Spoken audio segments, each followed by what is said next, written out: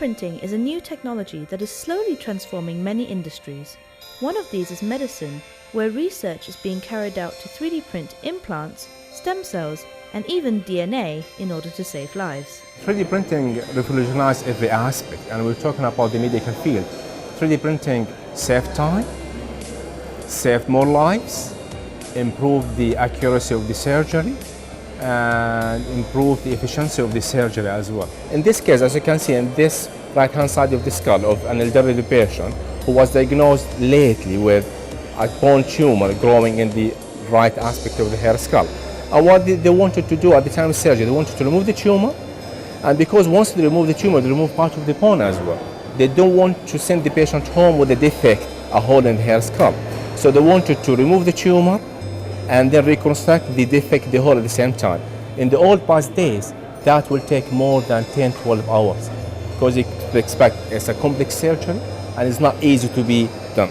But nowadays, with 3D printing, you can do every aspect before going to theaters. With 3D models, you can visualize the tumor, remove them, so you can tell exactly how much you need to remove. And at the same time, once you remove them, we design an implant that fits and reconstructs the normal contours of the skull. Nowadays, having a 3D facility in any maxillofacial unit is a must. And the old past days was an accessory, but now is a must. There is also a lot of work being done to 3D print human tissue, with the long-term aim of being able to 3D print human organs. 3D printing will definitely change the future of medicine.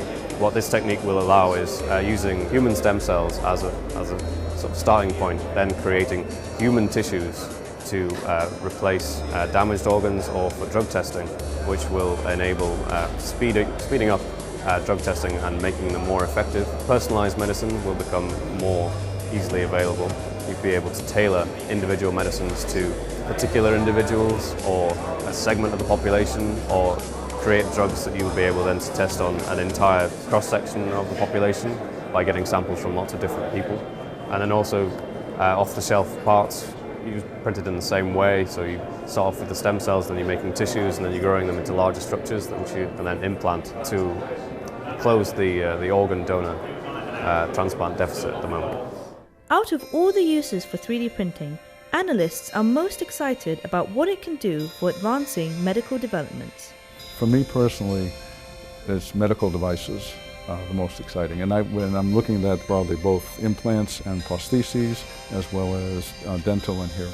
We've also done research on, and we're about to publish a report on, the use of 3D printers in disadvantaged and developing countries, where you can actually take an inexpensive, a 3D printer that costs less than $3,000 and take it to a disadvantaged community, and they can make their own prostheses. Not Impossible Labs. They did it what they call Project Daniel.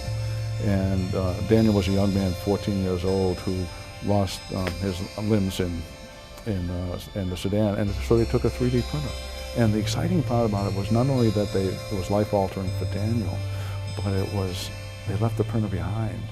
And the locals were printing one prosthetic hand a week in a small village in the Sudan. And when you look at all the unfortunate opportunities around the world for that, that's where it gets me the most excited.